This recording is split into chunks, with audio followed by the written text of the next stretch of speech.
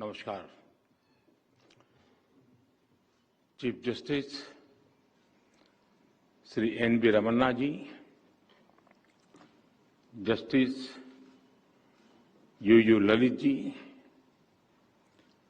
कानून मंत्री Shri Kiran Rijiju ji, justice D Y. Chandrachud ji, attorney general Shri K Venugopal ji, supreme court bar association के अध्यक्ष श्रीमान विकास सिंह जी और देश के न्याय व्यवस्था से जुड़े देवियों और सज्जनों, आज सुबह मैं विधायिका और कार्यपालिका के साथियों के साथ था और अब न्यायपालिका से जुड़े आप सभी विद्वानों के बीच में हूं। हम सभी की अलग अलग भूमिकाएं, अलग अलग जिम्मेदारियां और काम करने के तरीके भी अलग अलग हो सकते हैं, लेकिन हमारी आस्था, हमारी प्रेरणा, हमारी ऊर्जा का स्रोत एक ही है, हमारा संविधान। मुझे खुशी है कि आज हमारी ये सामूहिक भावना संविधान दिवस पर इस आयोजन के रूप में व्यक्त हो रही है। हमारे संवैधानिक संकल्पों को मजबूत कर रही है। इस कार्य से जुड़े सभी लोग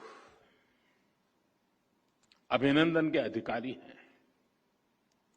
माननीय, आजादी के लिए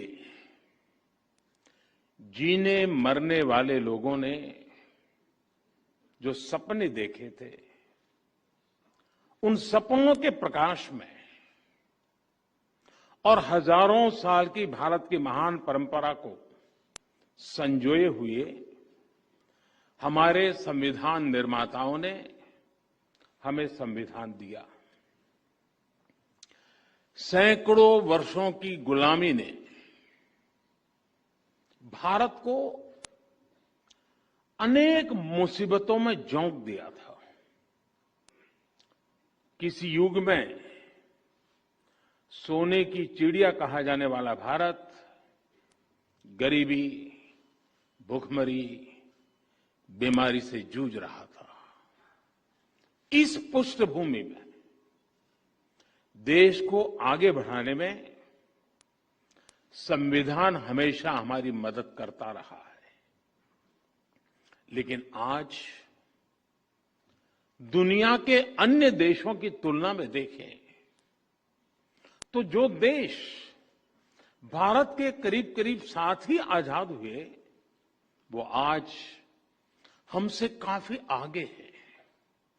यानी अभी बहुत कुछ किया जाना बाकी है।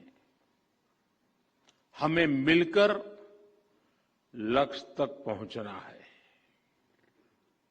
हम सभी जानते हैं हमारे संविधान में इंक्लूजन पर कितना जोर दिया गया है, लेकिन ये भी सच्चाई रही है कि आजादी के इतने दशकों बाद भी बड़ी संख्या में देश के लोग एक्सक्लूजन को भोगने के लिए मजबूर रहे हैं। वो करोड़ों लोग जिनके घरों में शौचालय तक नहीं था, वो करोड़ों लोग जो बिजली के अभाव में अंधेरे में अपनी जिंदगी बिता रहे थे, वो करोड़ों लोग जीवन का सबसे बड़ा संघर्ष घर के लिए थोड़ा सा पानी जुटाना था। उनकी तकलीफ, उनका दर्द समझकर उनका जीवन आसान बनाने के लिए खुद को खपा देना मैं संविधान का असली सम्मान मानता हूं। और इसलिए आज मुझे संतोष है कि देश में संविधान की इस मूल भावना के अनुरूप एक्सक्लूजन को इंक्लूजन में बदलने का भगीरथ अभियान तेजी से चल रहा है। और इसका जो सबसे बड़ा लाभ क्या हुआ है, ये भी हमें समझना होगा।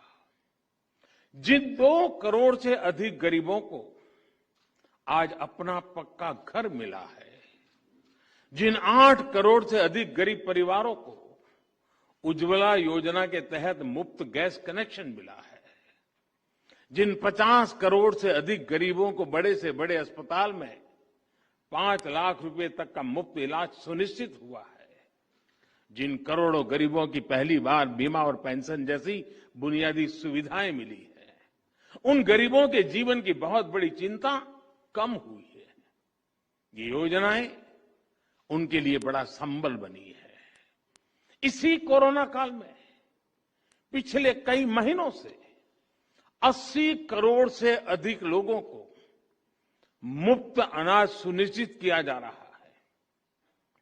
प्रधानमंत्री गरीब कल्याण अन्न योजना पर सरकार 2,60,000 करोड़ रुपए से अधिक खर्च करके गरीबों को मुफ्त अनाज दे रही है। अभी कल ही हमने इस योजना को अगले मार्च महीने तक के लिए बढ़ा दिया है। हमारे जो डायरेक्टिव प्रिंसिपल्स हैं वो कहते हैं citizens, man and women equally have the right to an adequate means of livelihood. वो इसी भावना का ही तो प्रतिबिंब है। आप सभी ये मानेंगे कि जब देश का सामान्य मानवी, देश का गरीब विकास की मुख्य धारा से जुड़ता है, जब उसे इक्वलिटी और इक्वल अपॉर्चुनिटी मिलती है, तो उसकी दुनिया पूरी तरह बदल जाती है। जब रेहड़ी, ठेले, पटरी वाले भी बैंक क्रेडिट की व्यवस्था से जुड़ता है, तो उसको राष्ट्र निर्माण में भागीदारी का एहसास होता है। जब दिव्यांगों को उनको ध्यान में रखते हुए पब्लिक प्लेसेस, पब्लिक ट्रांसपोर्ट और दूसरी सुविधाओं का निर्माण होता है, जब उन्हें आजादी के 70 साल बाद पहली बार कॉमन साइन लैंग्वेज मिलती है, तो उनमें आत्मविश्वास जगता है। जब ट्रांसजेंडर को कानूनी संरक्षण मिलता है, ट्रांसजेंडर को पद्म पुरस्कार मिलते हैं, तो उनकी भी समाज पर, संविधान पर आस्था और मजबूत होती है। जब 3 तलाक जैसी कुरीति के विरुद्ध कड़ा कानून बनता है, तो उन बहन बेटियों का संविधान पर भरोसा और सशक्त होता है, जो हर तरह से नाउम्मीद हो चुकी थी। महानुभाव, सबका साथ, सबका विकास, सबका विश्वास, सबका प्रयास, ये संविधान की भावना का सबसे सशक्त प्रकटीकरण है। संविधान के लिए समर्पित सरकार विकास में भेद नहीं करती, और ये हमने करके दिखाया है। आज गरीब से गरीब को भी क्वालिटी इंफ्रास्ट्रक्चर तक वही एक्सेस मिल रहा है जो कभी साधन संपन्न लोगों तक सीमित था। आज लद्दाख, अंडमान और निकोबार, नॉर्थ ईस्ट के विकास, इन सभी क्षेत्रों पर देश का उतना ही फोकस है जितना दिल्ली और मुंबई जैसे मेट्रो शहरों पर है। लेकिन इन सब के बीच मैं एक और बात की तरफ आपको ध्यान दिलाऊंगा। आपने भी जरूर अनुभव किया होगा कि जब सरकार किसी एक वर्ग के लिए, किसी एक छोटे से टुकड़े के लिए कुछ करती है, तो बड़ी उदारवादी कहलाती है। उसकी बड़ी प्रशंसा होती है कि उनके लिए कुछ किया।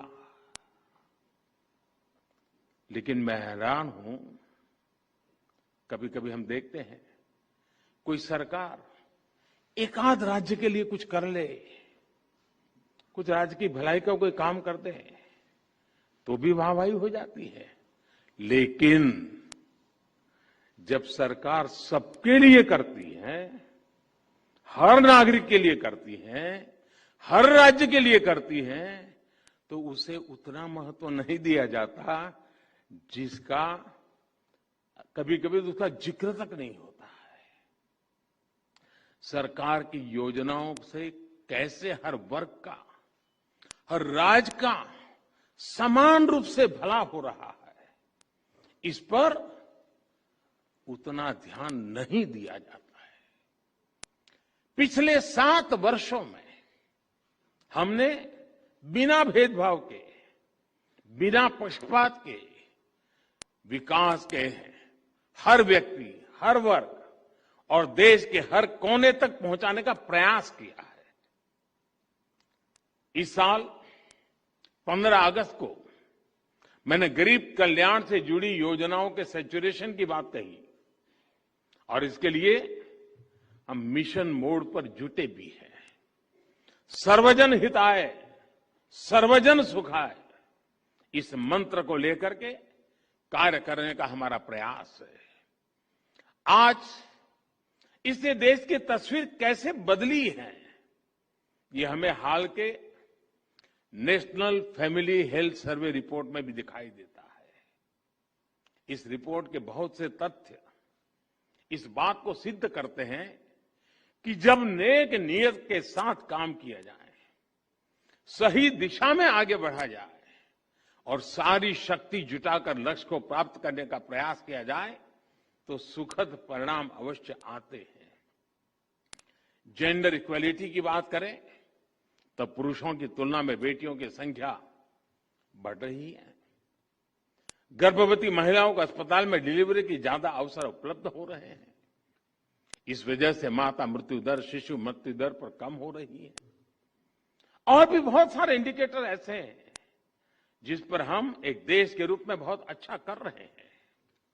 इन सभी इंडिकेटर्स में हर परसेंटेज पॉइंट की बढ़ोतरी सिर्फ एक आंकड़ा भर नहीं है, ये करोड़ों भारतीयों को मिल रहे उनके हक का प्रमाण है।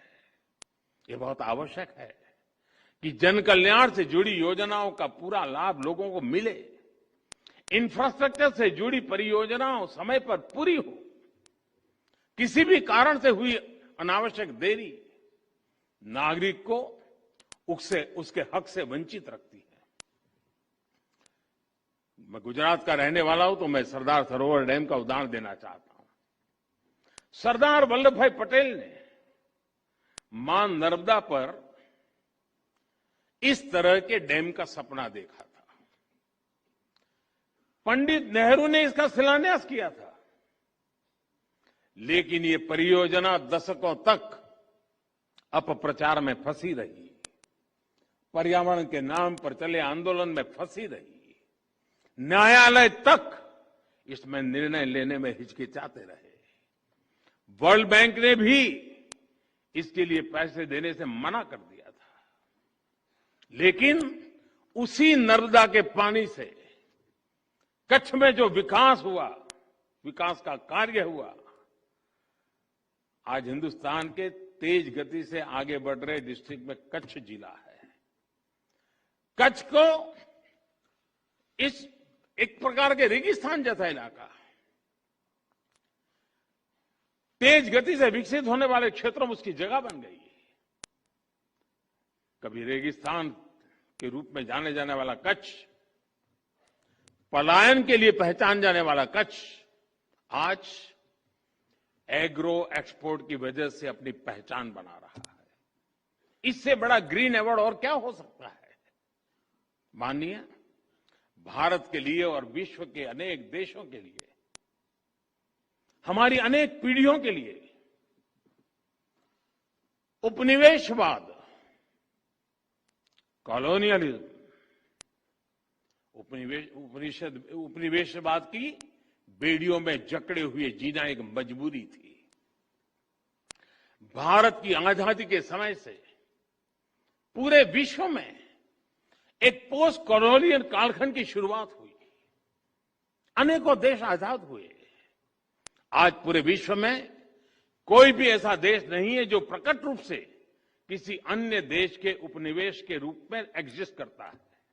लेकिन इसका मतलब यह नहीं है कि उपनिवेशवादी मानसिकता, कॉलोनियल माइंडसेट समाप्त हो गया है। हम देख रहे हैं कि हम मानसिकता अनेक विकृतियों को जन्म दे रही है। इसका सबसे स्पष्ट उदाहरण हमें विकासशील देशों की विकास यात्राओं में आ रही बाधाओं में दिखाई देता है। जिन साधनों से, जिन मार्गों पर चलते हुए विकसित विश्व आज के मुकाम पर पहुंचा है, आज वही साधन, वही मार्ग विकासशील देशों के लिए बंद करने के लिए प्रयास किए जाते हैं। पिछले दशकों में इसके लिए अलग अलग प्रकार की शब्दावली का जाल रचाया जाता है, लेकिन उद्देश्य एक ही रहा है, विकासशील देशों की प्रगति को रोकना।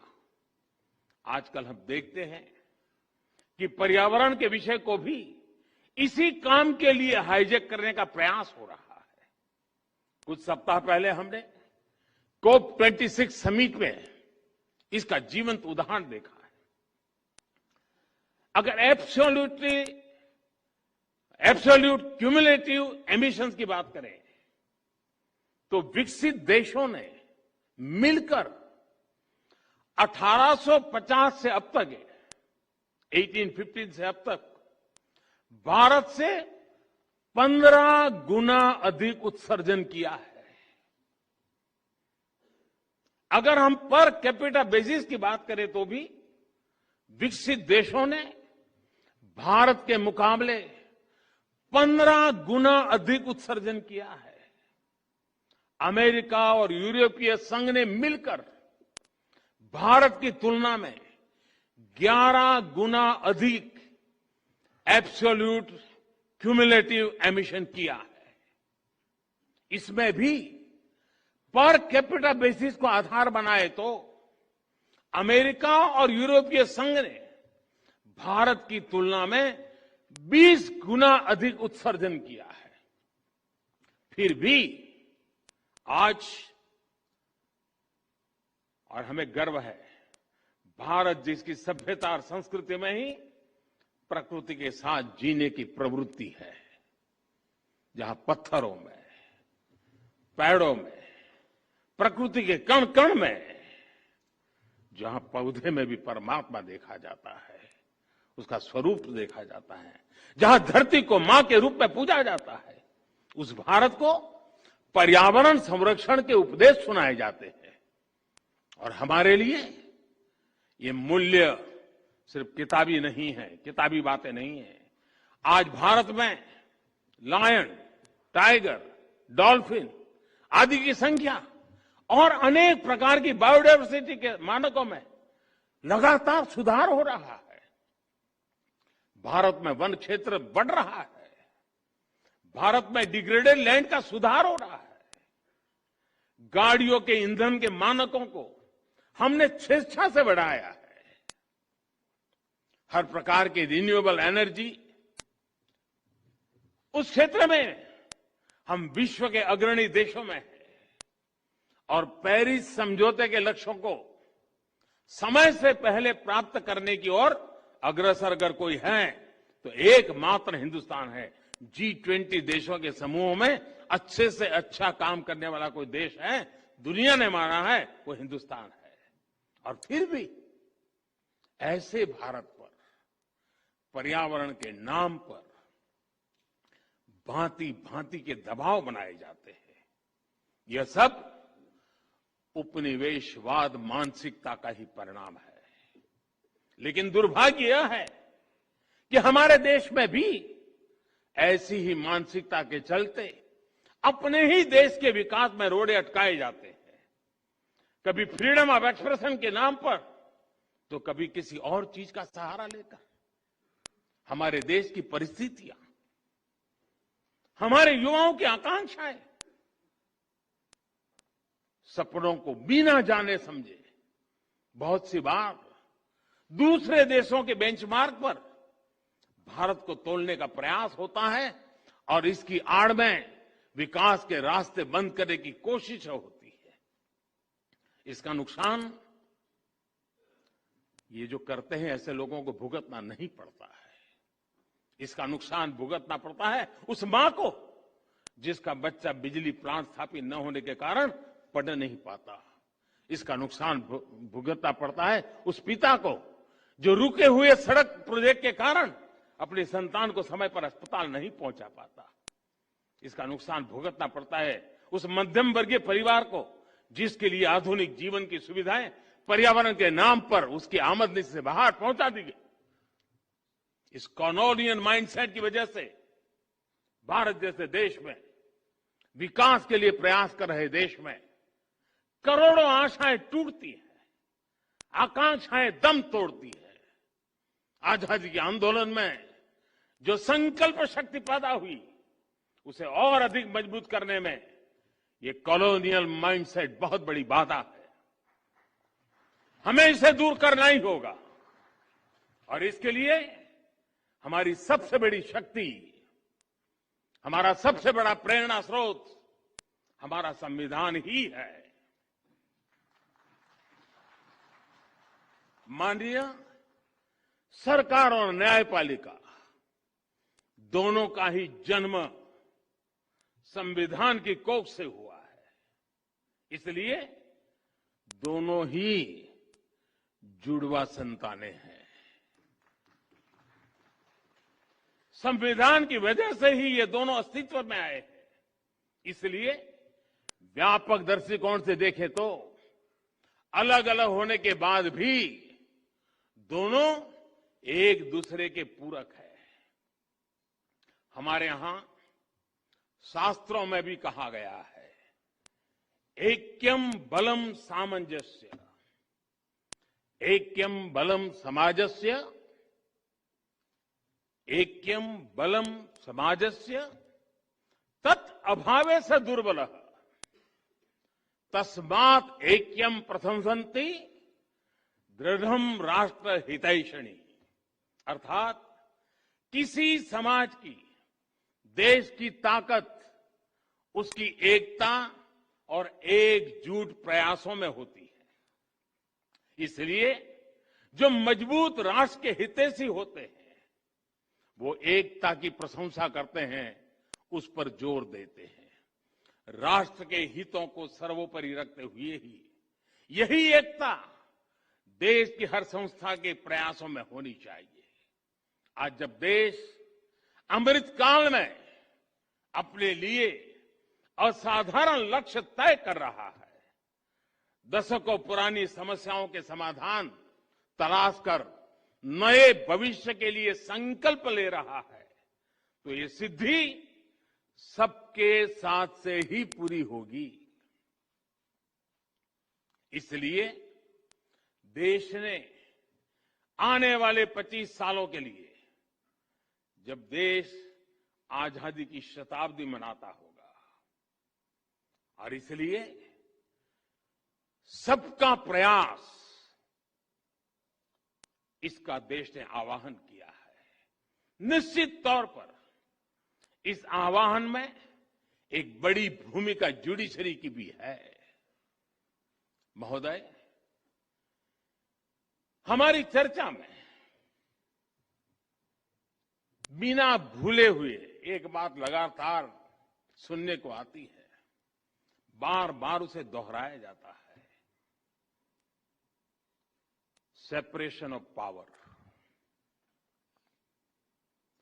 सेपरेशन ऑफ पावर की बात न्यायपालिका हो, कार्यपालिका हो या फिर विधायिका, अपने आप में बहुत महत्वपूर्ण रही है।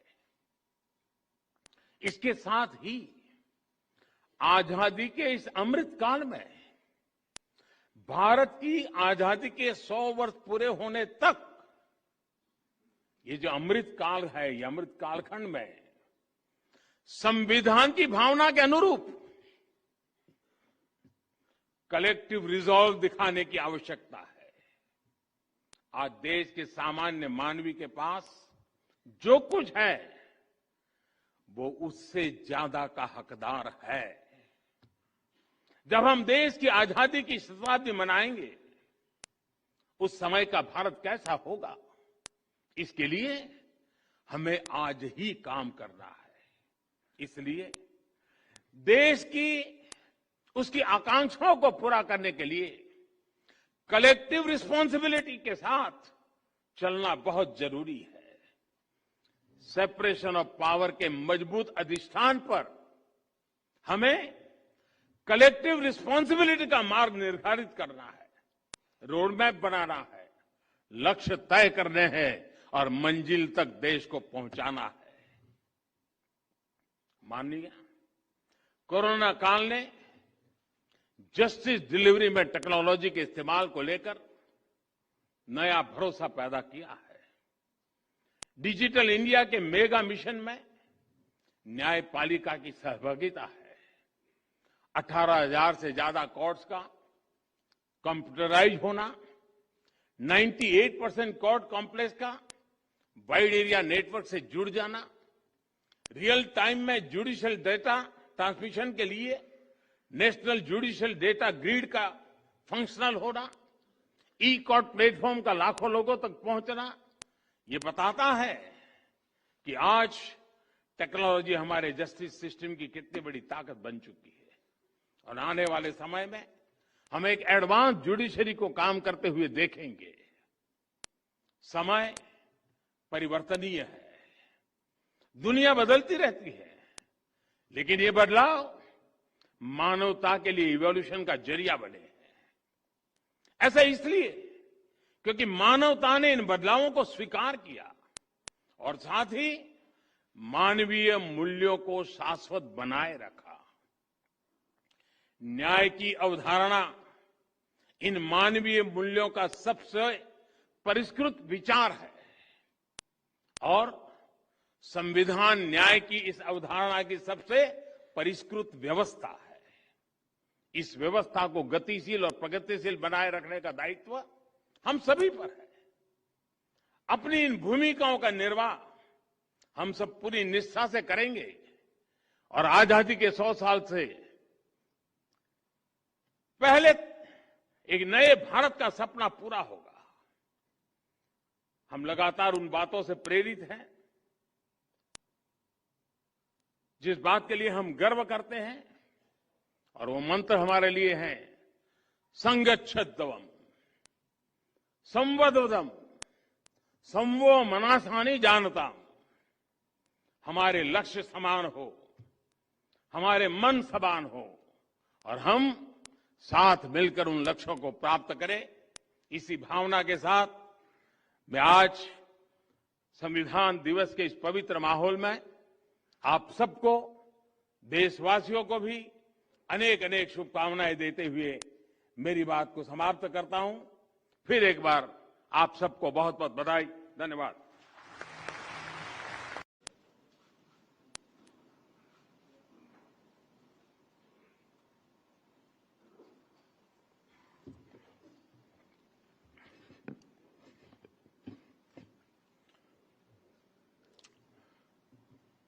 नमस्कार।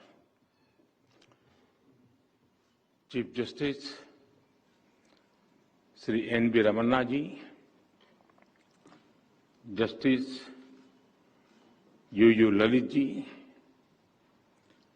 कानून मंत्री Shri Kiran Rijiju ji, justice D Y. Chandrachud ji, attorney general Shri K Venugopal ji, supreme court bar association के अध्यक्ष श्रीमान विकास सिंह जी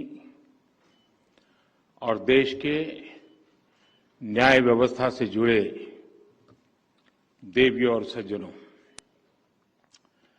आज सुबह मैं विधायिका और कार्यपालिका के साथियों के साथ था और अब न्यायपालिका से जुड़े आप सभी विद्वानों के बीच में हूं। हम सभी की अलग अलग भूमिकाएं, अलग अलग जिम्मेदारियां और काम करने के तरीके भी अलग अलग हो सकते हैं, लेकिन हमारी आस्था, हमारी प्रेरणा, हमारी ऊर्जा का स्रोत एक ही है, हमारा संविधान। मुझे खुशी है कि आज हमारी ये सामूहिक भावना संविधान दिवस पर इस आयोजन के रूप में व्यक्त हो रही है। हमारे संवैधानिक संकल्पों को मजबूत कर रही है। इस कार्य से जुड़े सभी लोग अभिनंदन के अधिकारी हैं। माननीय, आजादी के लिए जीने मरने वाले लोगों ने जो सपने देखे थे, उन सपनों के प्रकाश में और हजारों साल की भारत की महान परंपरा को संजोए हुए हमारे संविधान निर्माताओं ने हमें संविधान दिया। सैकड़ों वर्षों की गुलामी ने भारत को अनेक मुसीबतों में झोंक दिया था। किसी युग में सोने की चिड़िया कहा जाने वाला भारत गरीबी, भूखमरी, बीमारी से जूझ रहा था। इस पृष्ठभूमि में देश को आगे बढ़ाने में संविधान हमेशा हमारी मदद करता रहा है। लेकिन आज दुनिया के अन्य देशों की तुलना में देखें तो जो देश भारत के करीब करीब साथ ही आजाद हुए, वो आज हमसे काफी आगे है। यानी अभी बहुत कुछ किया जाना बाकी है। हमें मिलकर लक्ष्य तक पहुंचना है। हम सभी जानते हैं, हमारे संविधान में इंक्लूजन पर कितना जोर दिया गया है। लेकिन ये भी सच्चाई रही है कि आजादी के इतने दशकों के बाद भी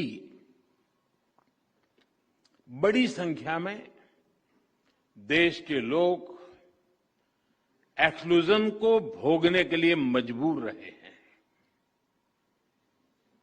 वो करोड़ों लोग जिनके घरों में शौचालय तक नहीं था, वो करोड़ों लोग जो बिजली के अभाव में अंधेरे में अपनी जिंदगी बिता रहे थे, वो करोड़ों लोग जीवन का सबसे बड़ा संघर्ष घर के लिए थोड़ा सा पानी जुटाना था।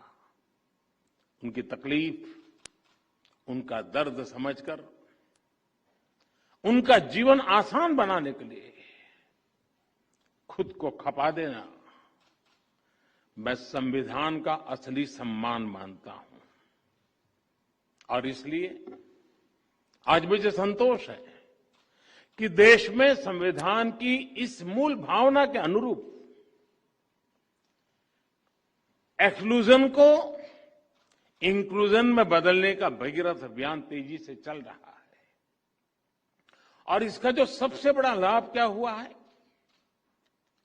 ये भी हमें समझना होगा।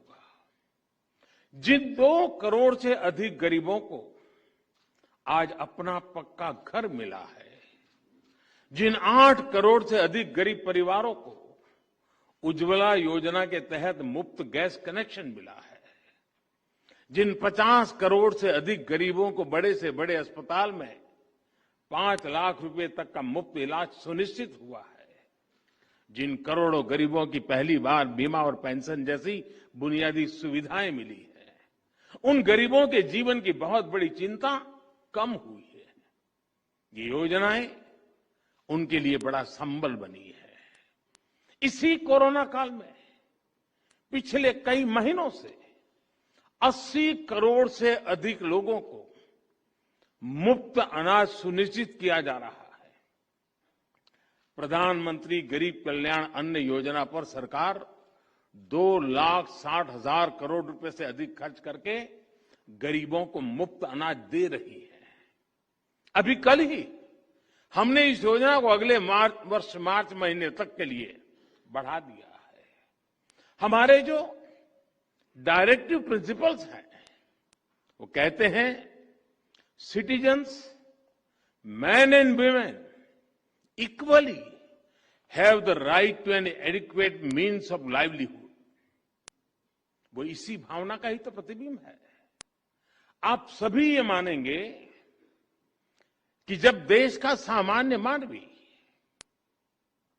देश का गरीब विकास की मुख्य धारा से जुड़ता है, जब उसे इक्वलिटी और इक्वल अपॉर्चुनिटी मिलती है, तो उसकी दुनिया पूरी तरह बदल जाती है। जब रेहड़ी, ठेले, पटरी वाले भी बैंक क्रेडिट की व्यवस्था से जुड़ता है, तो उसको राष्ट्र निर्माण में भागीदारी का एहसास होता है। जब दिव्यांगों को उनको ध्यान में रखते हुए पब्लिक प्लेसेस, पब्लिक ट्रांसपोर्ट और दूसरी सुविधाओं का निर्माण होता है, जब उन्हें आजादी के 70 साल बाद पहली बार कॉमन साइन लैंग्वेज मिलती है, तो उनमें आत्मविश्वास जगता है। जब ट्रांसजेंडर को कानूनी संरक्षण मिलता है, ट्रांसजेंडर को पद्म पुरस्कार मिलते हैं, तो उनकी भी समाज पर, संविधान पर आस्था और मजबूत होती है। जब 3 तलाक जैसी कुरीति के विरुद्ध कड़ा कानून बनता है, तो उन बहन बेटियों का संविधान पर भरोसा और सशक्त होता है, जो हर तरह से नाउम्मीद हो चुकी थी। महानुभाव, सबका साथ, सबका विकास, सबका विश्वास, सबका प्रयास, ये संविधान की भावना का सबसे सशक्त प्रकटीकरण है। संविधान के लिए समर्पित सरकार विकास में भेद नहीं करती, और ये हमने करके दिखाया है। आज गरीब से गरीब को भी क्वालिटी इंफ्रास्ट्रक्चर तक वही एक्सेस मिल रहा है जो कभी साधन संपन्न लोगों तक सीमित था। आज लद्दाख, अंडमान और निकोबार, नॉर्थ ईस्ट के विकास, इन सभी क्षेत्रों पर देश का उतना ही फोकस है जितना दिल्ली और मुंबई जैसे मेट्रो शहरों पर है। लेकिन इन सब के बीच मैं एक और बात की तरफ आपका ध्यान दिलाऊंगा। आपने भी जरूर अनुभव किया होगा कि जब सरकार किसी एक वर्ग के लिए, किसी एक छोटे से टुकड़े के लिए कुछ करती है, तो बड़ी उदारवादी कहलाती है। उसकी बड़ी प्रशंसा होती है कि उनके लिए कुछ किया। लेकिन मैं हैरान हूं, कभी कभी हम देखते हैं कोई सरकार एकाध राज्य के लिए कुछ कर ले, कुछ राज्य की भलाई का कोई काम करते हैं, तो भी वाहवाही हो जाती है। लेकिन जब सरकार सबके लिए करती है, हर नागरिक के लिए करती है, हर राज्य के लिए करती है, तो उसे उतना महत्व नहीं दिया जाता जिसका कभी कभी उसका जिक्र तक नहीं होता है। सरकार की योजनाओं से कैसे हर वर्ग का, हर राज्य का समान रूप से भला हो रहा है, इस पर उतना ध्यान नहीं दिया जाता है। पिछले 7 वर्षों में हमने बिना भेदभाव के बिना पक्षपात के विकास के हर व्यक्ति, हर वर्ग और देश के हर कोने तक पहुंचाने का प्रयास किया है। इस साल 15 अगस्त को मैंने गरीब कल्याण से जुड़ी योजनाओं के सैचुरेशन की बात कही और इसके लिए हम मिशन मोड पर जुटे भी हैं। सर्वजन हिताय, सर्वजन सुखाय, इस मंत्र को लेकर के कार्य करने का हमारा प्रयास है। आज इससे देश की तस्वीर कैसे बदली है, ये हमें हाल के national family health survey report में भी दिखाई देता है।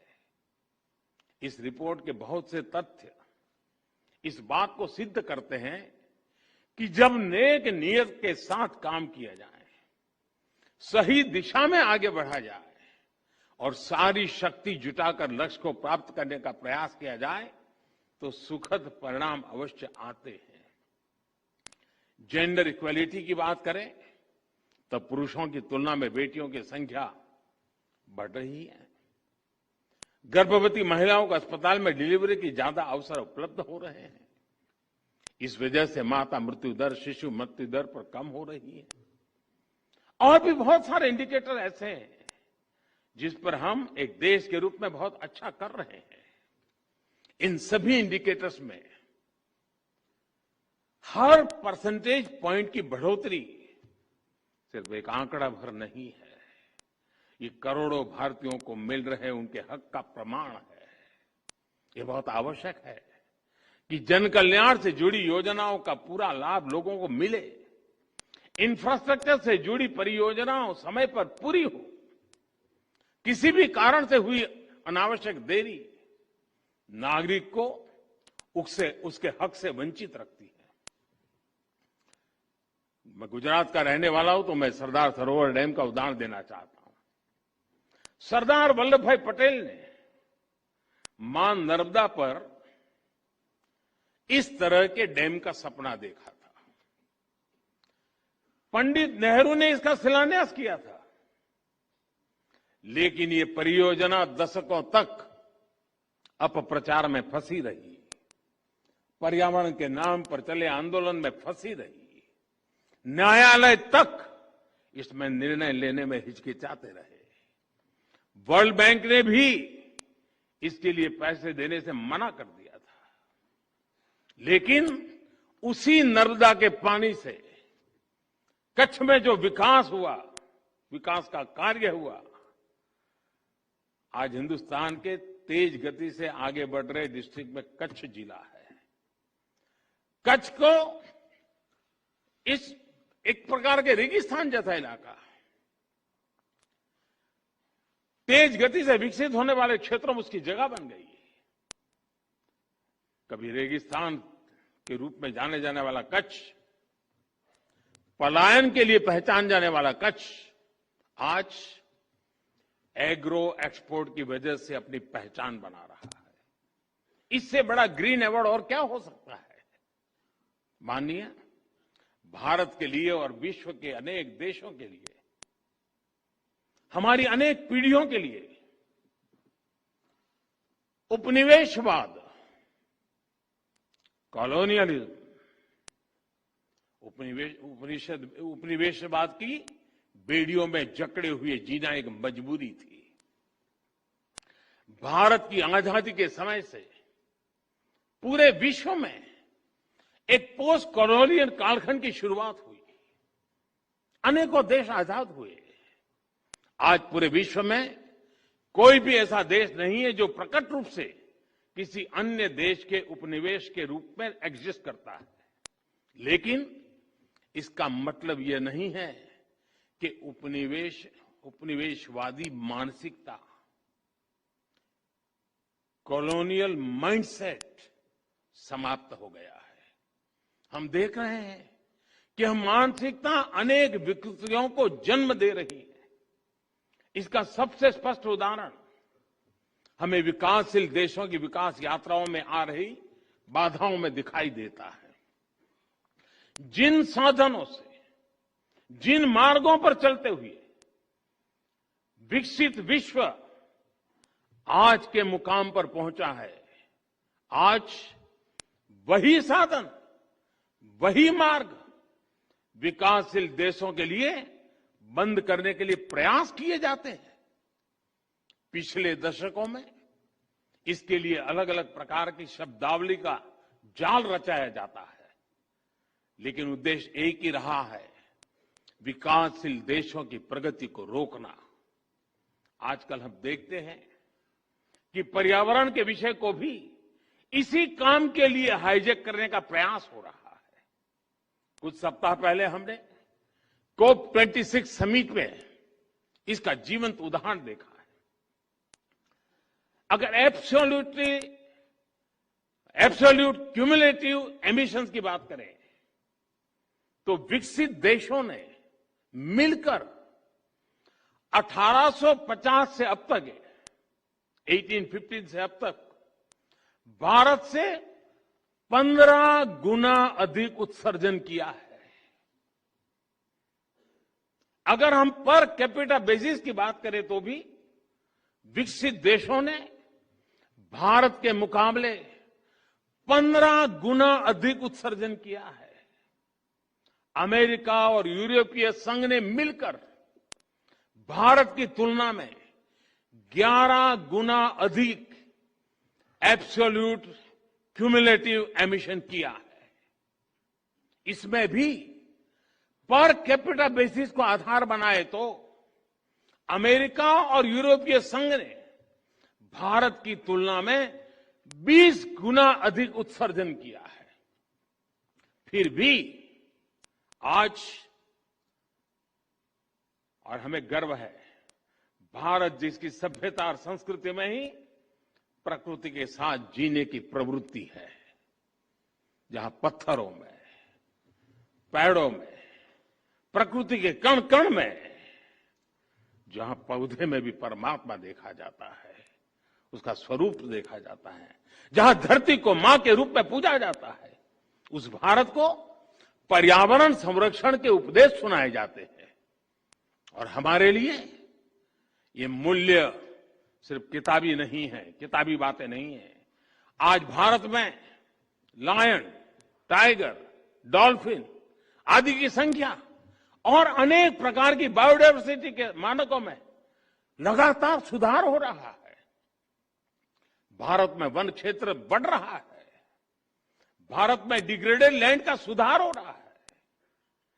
गाड़ियों के ईंधन के मानकों को हमने स्वेच्छा से बढ़ाया है।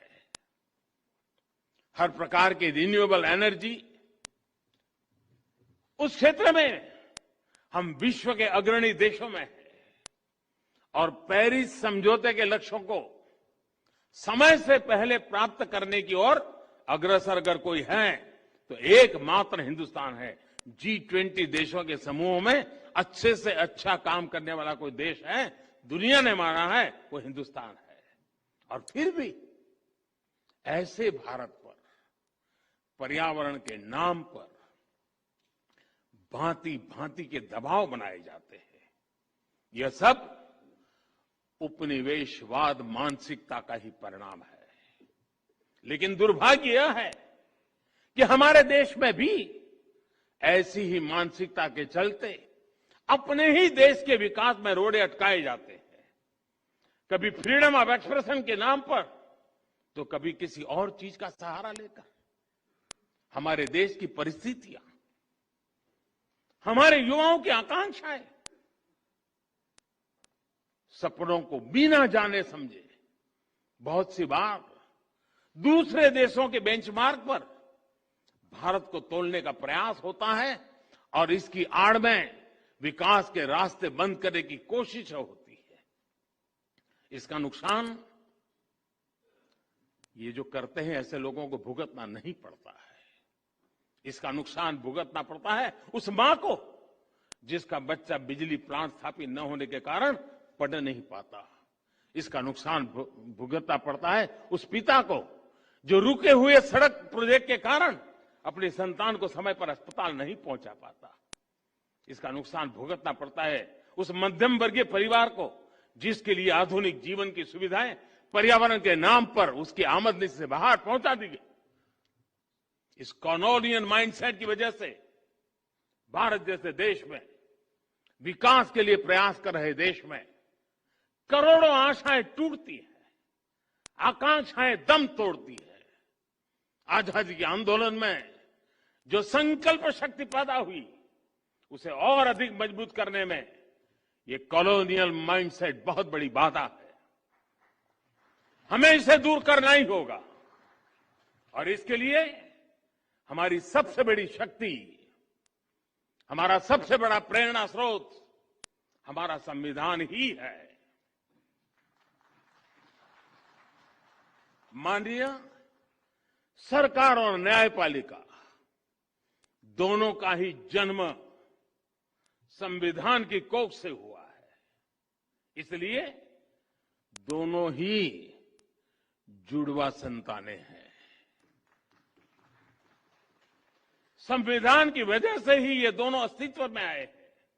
इसलिए व्यापक दृष्टिकोण से देखें तो अलग अलग होने के बाद भी दोनों एक दूसरे के पूरक है। हमारे यहां शास्त्रों में भी कहा गया है, ऐक्यम बलम सामंजस्य, ऐक्यम बलम समाजस्य, ऐक्यम बलम समाजस्य तत् अभावे स दुर्बलः तस्मात् ऐक्यम प्रशंसन्ति दृढ़म राष्ट्र हितैषणी। अर्थात किसी समाज की, देश की ताकत उसकी एकता और एकजुट प्रयासों में होती है। इसलिए जो मजबूत राष्ट्र के हितैषी होते हैं वो एकता की प्रशंसा करते हैं, उस पर जोर देते हैं। राष्ट्र के हितों को सर्वोपरि रखते हुए ही यही एकता देश की हर संस्था के प्रयासों में होनी चाहिए।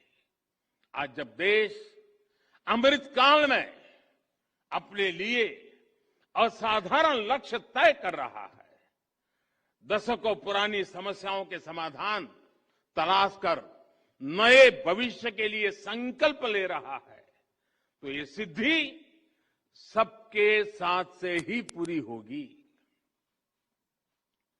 इसलिए देश ने आने वाले 25 सालों के लिए, जब देश आजादी की शताब्दी मनाता होगा, और इसलिए सबका प्रयास,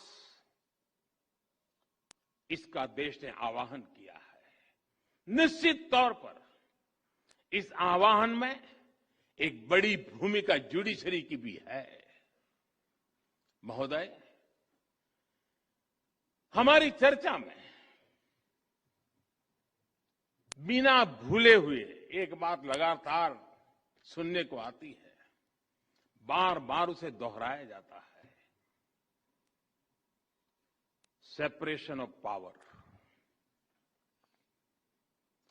सेपरेशन ऑफ पावर की बात न्यायपालिका हो, कार्यपालिका हो या फिर विधायिका, अपने आप में बहुत महत्वपूर्ण रही है। इसके साथ ही आजादी के इस अमृत काल में, भारत की आजादी के 100 वर्ष पूरे होने तक, ये जो अमृत काल है, ये अमृत कालखंड में संविधान की भावना के अनुरूप कलेक्टिव रिजॉल्व दिखाने की आवश्यकता है। आज देश के सामान्य मानवी के पास जो कुछ है वो उससे ज्यादा का हकदार है। जब हम देश की आजादी की शताब्दी मनाएंगे, उस समय का भारत कैसा होगा, इसके लिए हमें आज ही काम करना है। इसलिए देश की उसकी आकांक्षाओं को पूरा करने के लिए कलेक्टिव रिस्पॉन्सिबिलिटी के साथ चलना बहुत जरूरी है।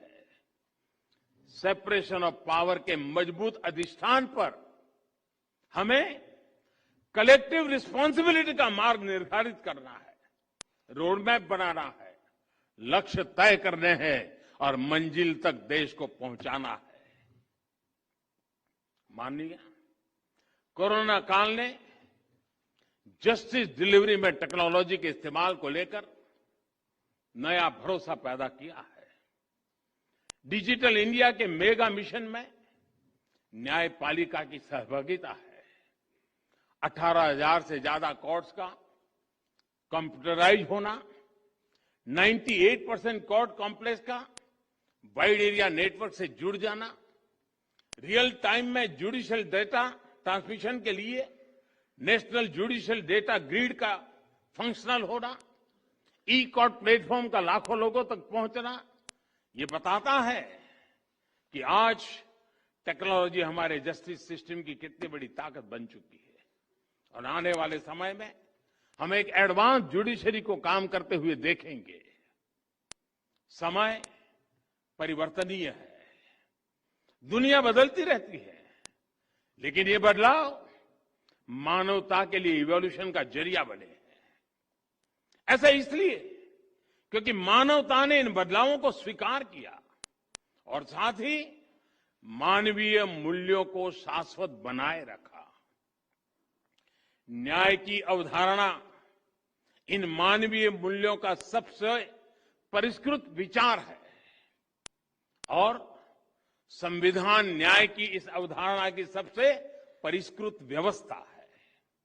इस व्यवस्था को गतिशील और प्रगतिशील बनाए रखने का दायित्व हम सभी पर है। अपनी इन भूमिकाओं का निर्वाह हम सब पूरी निष्ठा से करेंगे और आजादी के 100 साल से पहले एक नए भारत का सपना पूरा होगा। हम लगातार उन बातों से प्रेरित हैं जिस बात के लिए हम गर्व करते हैं, और वो मंत्र हमारे लिए हैं संगच्छध्वम संवदवदम संवो मनासानि जानता।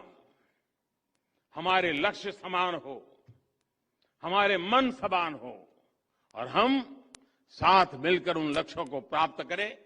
इसी भावना के साथ मैं आज संविधान दिवस के इस पवित्र माहौल में आप सबको, देशवासियों को भी अनेक अनेक शुभकामनाएं देते हुए मेरी बात को समाप्त करता हूं।